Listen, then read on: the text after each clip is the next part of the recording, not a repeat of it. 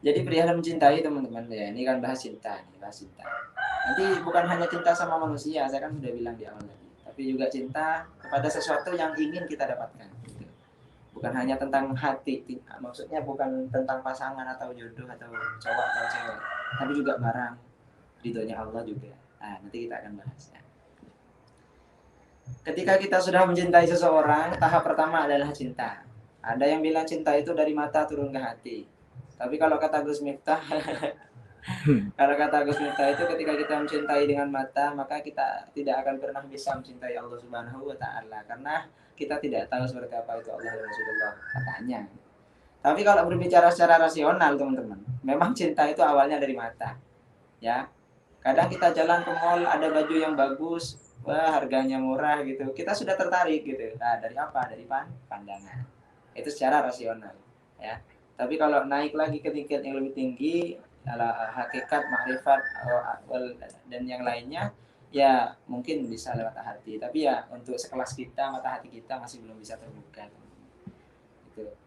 Jadi kita bicara secara rasional aja. Jadi berbicara masalah cinta, itu adalah tahapan pertama. Nah, kita mencintai seseorang adalah tahapan pertama. Naik lagi ke tahapan kedua, ialah berjuang. Ketika kita sudah mencintai seseorang, maka kita dituntut untuk berjuang. Ribet, teman.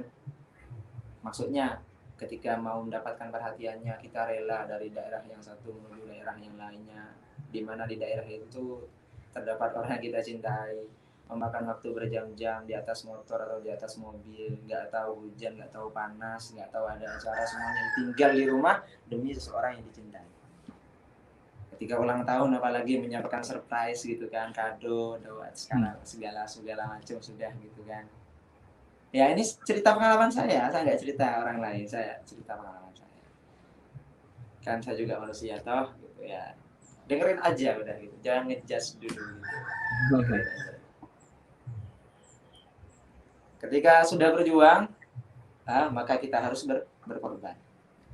Tahapan yang di atas perjuangan adalah pengorbanan. Mencintai, habis itu berjuang, habis itu berkorban. Jadi setelah mencintai, manusia ini dituntut untuk berjuang, untuk mendapatkan perhatian dan cintanya orang yang dicintai. Setelah mendapatkan perjuangan itu, dirasa perjuangannya sudah berhasil, maka akan berkorban.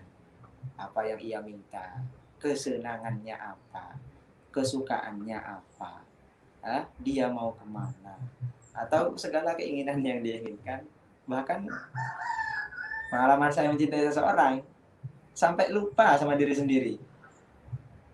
Lupa kalau belum makan, lupa kalau belum mandi ya. Aneh nggak tuh, memang cinta ini luar biasa. Dan semua nasihat dari orang lain tuh nggak masuk sudah. Kamu ini nggak cocok kamu sama dia. Des, ya. Mungkin Mas Asmi juga pernah mengalami seperti itu. Mungkin, maybe. Nggak masuk nasihat dari kiai, dari orang tua, dari ada masuk ya. Itu saya.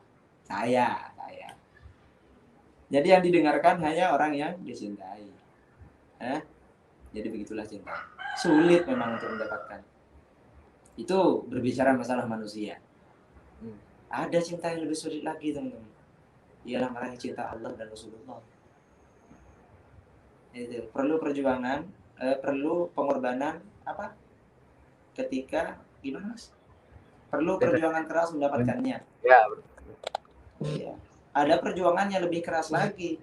Ketika kita mau mendapatkan cintanya Allah dan cintanya Rasulullah Shallallahu Alaihi Wasallam. Ini bukan hanya bercerita tentang cinta sesama manusia, tapi juga cinta terhadap Allah dan Rasulullah Shallallahu Alaihi Wasallam. Kalau berbicara masalah cinta manusia, banyak sudah kata-kata yang mengibaratkan cinta ini.